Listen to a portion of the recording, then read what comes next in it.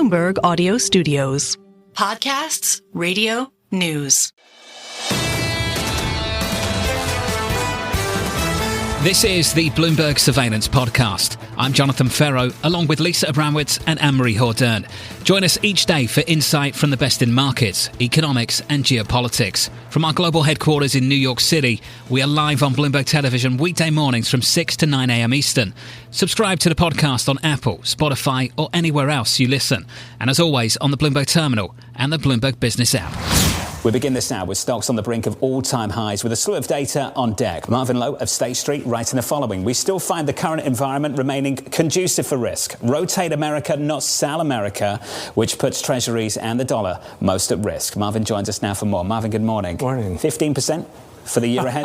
No, you're pushing back? I don't know what accounting he's using. What kind of GDP figures are you and the team looking for? Yeah, exactly. I mean, trend growth is 2%, right? We're above trend growth for the last several quarters. We have a tendency to underestimate the strength of the U.S. economy, but double digits. You know why people are bullish, though. Maybe not that bullish, but bullish. Yeah. And it's because we've already had rate cuts from the Federal Reserve. Sure. There's tax-free funds to come. Yeah. Through the next several months. Absolutely. And we're looking at just 4 companies with capex intentions of $650 billion. Absolutely. And when they come to the debt market, the market's taken it down really, really well. Is it hard to fade that story? I think it is hard to fade the story. It might be hard to, plow more into it at this point, but I don't think you're fading that story. And ultimately, we are seeing the rotation that seems to be getting a lot of attention over the last couple of weeks as a healthy rationalization of where you're supposed to put your money into the markets. I'm stuck on the 15% and this idea that potentially, not necessarily we're going to get 15%, but it indicates the way that President Trump and some of the advisors are thinking about the United States, which is in some ways an emerging economy. In some ways, this is a not developed market that sort of has a staid growth rate. And I just wonder if there are broader implications of that kind of lofty goal for the way that U.S. assets are treated, given some of the volatility and the fact that people have increasingly looked at some of the budget as well as the potential coordination between the Treasury and Fed as emerging market behavior, not necessarily a developed market one. Yeah, I mean, that's a great analogy. And it certainly is a conversation that I think everyone's had over the last year where, the developed markets have become the emerging markets. And in a lot of ways, the restraint that we see out of the emerging markets are making them the better behaved children in the room, if you will. It does speak to the risk parameters that you demand on assets in a market that is talking that way and administrations that ultimately want to try to push that type of agenda. For sure, there is a cost for that volatility. Why are we not seeing it in terms of the bond auctions that we're getting? We're getting some Treasury auctions this week. We've got a lot of U.S. companies that are raising debt overseas. It doesn't seem like that premium is getting baked in any material way. Is that going to shift? Yeah, you know what? I do think that the dollar is weaker than one would normally expect with the type of growth environment that we're talking about, and long yields are higher than one would expect during a cutting cycle. The fact that we're looking at 10-year yields, particularly from a curve perspective, widening out into this cutting cycle is somewhat unique.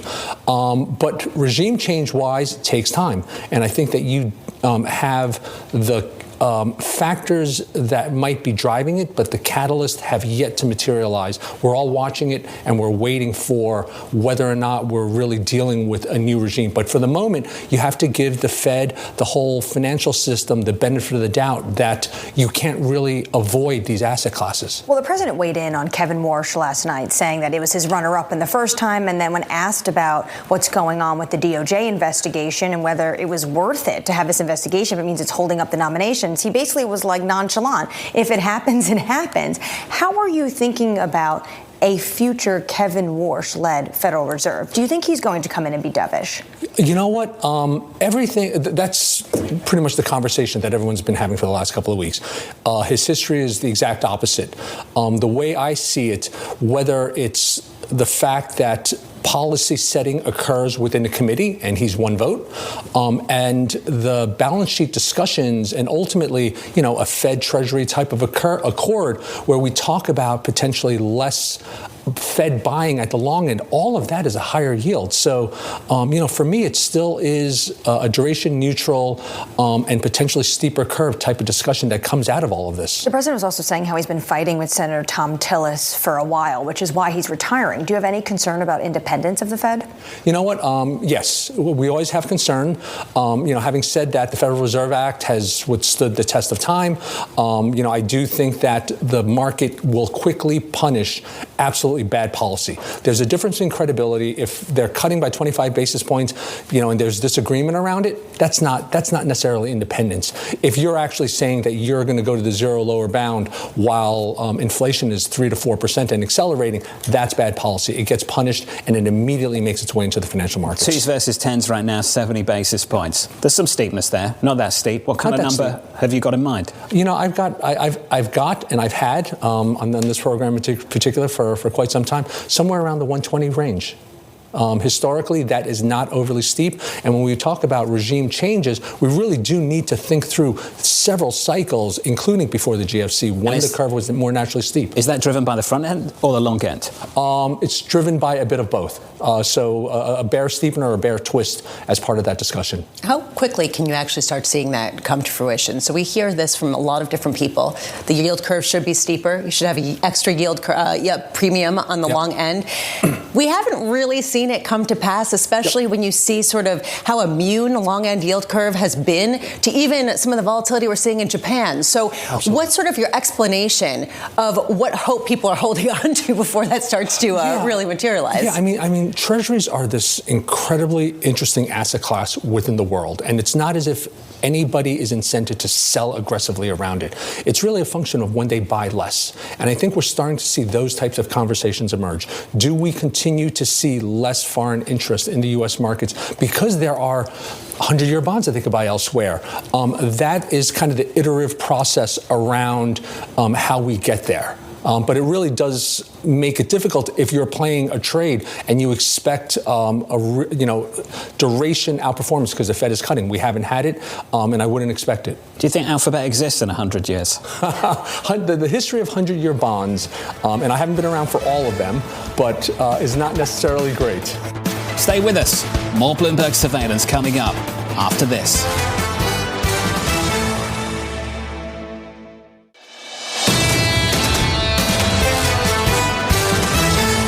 The issue is, for the president, for the White House, is that many of these issues built coming out of the pandemic. The problem they've got, when you sit in the White House, you own it going into the midterms. And he's owning it, and now he's trying to sell it in the same way that they've sold it in the past, which is, this is really great, this is excellent, and will it translate to how people feel about it? John Lieber of Eurasia Group has this to say: the primary season will be more unpredictable than usual. The national environment for 2026 looks very positive for Democrats. John joins us now for more. John, welcome. Does the president, do the Republicans have the runway, the time to turn this around?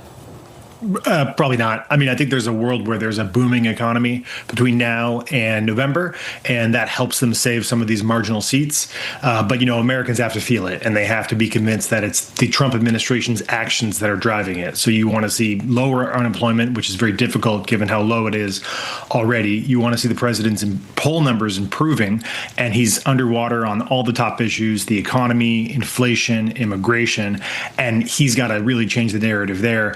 And I think importantly, you need Americans to feel like they can afford what they want. And I think that's the biggest challenge that faced Biden. It's the biggest challenge that faced Trump. You're not going to turn around the price of housing between now and November. Maybe you can make a difference on groceries or some of the other things that people feel are too high priced, energy perhaps, college affordability is not going anywhere. So these fundamental things that make most American voters unhappy just aren't going to turn around. And like you said, John, you own it when you're the president. So if people don't like the direction of the country, they blame you. Trump is personally unpopular and just hasn't proven the ability to expand his appeal really throughout the course of his political career. So it would really surprise me if the Democrats didn't take the House and potentially the Senate, although that's a lot less likely. So for the remainder of the year, what can we see the White House do to try to turn this around? We saw a beef directive overnight looking at Bangladesh social media. They say that tariff rates are going to be cut. Are we going to see the president actually reverse some of his signature policies? Yeah, I think tariffs are likely to come down between now and the end of the year. That's probably because of this court case and also because of the cost of living concerns. They're going to continue to push these stimulus checks. They've got a number of other ideas about ways that they can lower the cost of living. But I think a lot of it's just going to be window dressing because the actual levers the White House has to pull aren't that great. Look, the Biden administration looked at all these options, and it's not like there's a big ideological gap between what the Trump team is willing to do and what the Biden team is willing to do. In fact, Trump is embracing policies that even the Biden administration said were too interventionist for the government to think about, capping interest rate fees and stuff like that. So all of these things have been looked at and rejected. If the White House could do something about the cost of living, they would have done it by now. They can goose the economy. They're going to run it hot, and you heard Trump talk about that just now. But I don't think that helps address the fundamental concerns that are a weight for President Trump right now. John, when it comes to the midterms, how bad do you think it is going to be Republicans? I know we had that state Senate seat in Texas that was a plus 17 Trump district, but also over the weekend, another unique election in Louisiana, a House seat. This was another Trump district that a Democrat won. How bad is it going to be for Republicans? Yeah, the Republicans have a structural issue which is that the coalition that's formed over the coalition that they put together over the last 10 years is a Trump coalition. And that means that a lot of those voters only show up to vote when Trump's at the top of the ticket.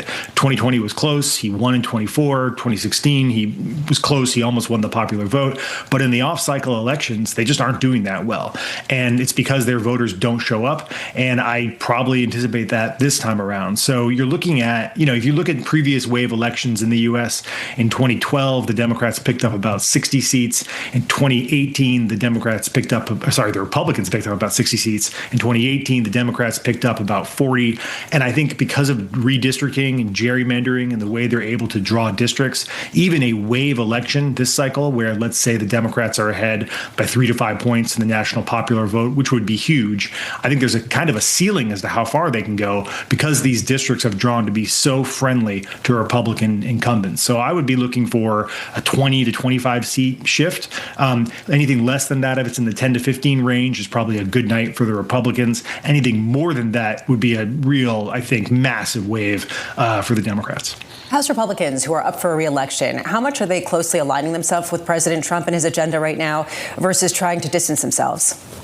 I think you align yourself with the president through the primary, and you want to look like you're a problem-solving guy or woman that gets things done. And aligning yourself with the president in the general can be helpful with that. Again, a lot of these districts are very, very safe. So, most members of Congress are going to say, "Hey, I'm a Trump Republican. I want to get this done for President Trump."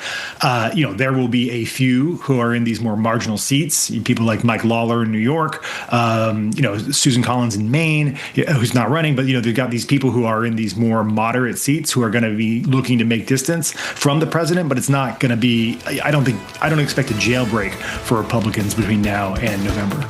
Stay with us. More Bloomberg surveillance coming up after this.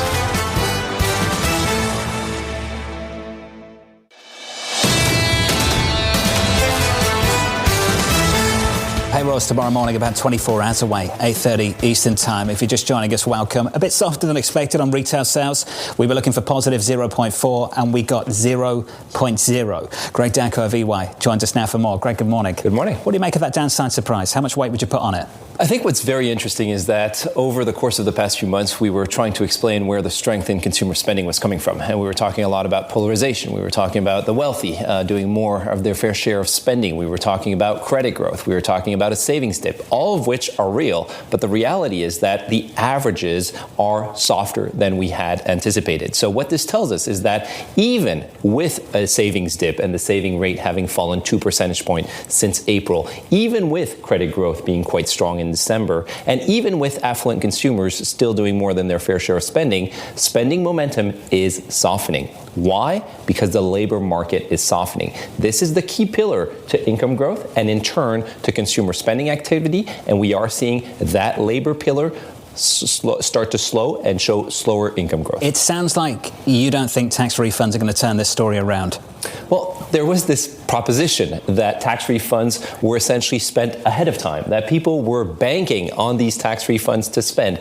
That's rarely the case. And even if they had done so, there was this question as to how much more fuel these could bring in the early part of 2026, with these tax refunds either being spent or used to reimburse credit or to replenish savings. I think that story is one that we're going to have to pay very close attention to, because yes, there will be larger tax refunds, but who gets these tax refunds and how are they being put to use in an environment where the labor market is in a deep freeze and where job opportunities are not as widely available as they once were, and where income growth is slowing. Real disposable income growth over the course of November and into December, 1%. Consumer spending in November, 2.5%. And we're seeing, as of today, with the retail sales data, that momentum is slowing going into 26. We spent more than 2 hours in this program talking about the boom of the U.S. economy and how we're going to see a run-it-hot type of environment right now with all of this hyperscaler spending. And then we see spending by the average consumer that comes in extremely disappointing and points to a completely different picture if you watch what they do, not necessarily what they say. How do these two stories get reconciled? Who benefits from the growth? That is the key question. We are in an environment where not everybody is benefiting from growth. We are seeing an environment where when you look at productivity growth, it's quite strong. And I think it's real. It's not AI driven. It's driven by businesses trying to do more in a high cost environment. So that is real. We're seeing the gains, however, benefit a few. It's a winners takes all type of environment. It's an environment where a lot of the gains are accruing to capital and not labor. If you look at real wage growth right now, and we're seeing with the employment cost index that adjusted for inflation, we're very close to zero. It's an indication not that the economy is not benefiting from stronger productivity growth, but instead that the gains are not split equally. They're going to profit margins, they're not going to real wage growth, and that means that income is under pressure and that we have this fragile foundation to growth when it comes to consumer spending activity. Is there a breaking point for this? And I'm talking about an economic breaking point, not necessarily a political breaking point. We talk a lot about potential policies that are populist that come and redistribute the wealth, et cetera, that could stem from this type of dynamic. But is there a market equalizing factor that comes from people not able to spend maybe on some of the goods that might be enabled by artificial intelligence? I mean, when does that sort of bridge gets broken through? I don't know that there is one point at which something breaks, but the reality is that a narrow foundation to growth is less stable in terms of economic momentum. If you have more weight that is put towards higher income individuals that are doing more than their fair share of spending, then as a result of that, any type of uncertainty on the financial market front can lead to a pullback in spending from those individuals. And if the foundations in terms of income growth for the masses, in terms of consumers, are softer, then that means that they are more susceptible to pulling back and being more judicious when it comes to outlays. Same thing is valid on the business front. We often talk about a K-shaped economy on the consumer front. It's the same on the business front. A few businesses are driving business investment. It's not all businesses that are investing, and that means that when you look at profit margins on average, they're still very healthy, and they are a good sign and a reassuring sign, but look at small businesses. They're struggling in the face of a number of these headwinds, and they're not driving growth as strongly as the larger businesses. Is it too soon to extrapolate maybe potentially what also is going on here? Are prices too high? Are we seeing that people are just buying less? Or as we see in some of the consumer confidence reports and sentiment data, people are concerned about the job prospects upcoming, so maybe they're not spending as much. What do you make of actually what is going on in the psychosis of the American consumer? I think the split between labor and capital is really an example of how businesses and consumers are feeling this economy. Anybody that benefits from strong income growth, whether it's via the stock market or via wage growth, is going to feel relatively well. But the masses that are not benefiting from these types of rapid wage growth and these types types of strong job growth environments, they are the ones that are struggling. They are the ones that are being more judicious as to how they spend. From a business standpoint, they are the ones being more judicious as to who they hire, what skills they look for, what salaries they offer as entry wages, and how much growth they tolerate. And that is really the narrow foundation to growth that we're currently seeing. And that is why most people do not feel happy about the current economic environment, yet average growth figures are still relatively healthy. What are you expecting then for tomorrow when it comes to the first clean read in a while for payrolls? I don't know that we're going to get clean data for a few months in terms of CPI, in terms of employment. But what I do expect tomorrow, cleaner, is an environment where we see almost no job growth after revisions in 2025. Why? Because we're going to get the quarterly census of employment and wages that will show a strong negative revision to job growth through March of 2025. And the birth-death model that is being used to forecast job growth over the rest of 2025 will lead to job growth being very close to zero in 2025. Yes, that may not matter because we can argue that there has been a significant negative shock from labor supply and reduced immigration, but it does matter for everybody that is looking for a job and that is reliant on income as a source of spending. That weakness is something that we have to be very cautious of. The income story is going to be the key story in 2020. Why are some Fed officials less concerned about that than others? I think it depends on what the weight is that you put on the employment side of the mandate versus the inflation side of the mandate. If you put more weight on the inflation side of the mandate, which is what a lot of policymakers are doing right now, you're seeing an environment where essentially inflation is still above the target, around 3% when you look at the PCE gauge. That is a concern because they do not want inflation to become unanchored to the upside and not come back down to the target.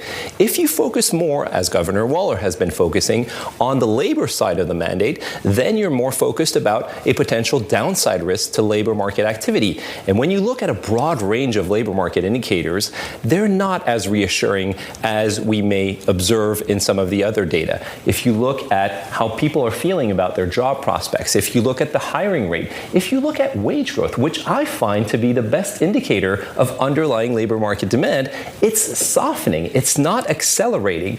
And real wage growth is very close to zero. Those are signs that the labor market is softer than what might have appeared up till now in terms of payroll growth and the unemployment rate. It's hard to argue against that. That's the Governor Waller camp as well. This is the Bloomberg Surveillance Podcast, bringing you the best in markets, economics and geopolitics. You can watch the show live on Bloomberg TV weekday mornings from 6 a.m. to 9 a.m. Eastern. Subscribe to the podcast on Apple, Spotify or anywhere else you listen. And as always, on the Bloomberg Terminal and the Bloomberg Business app.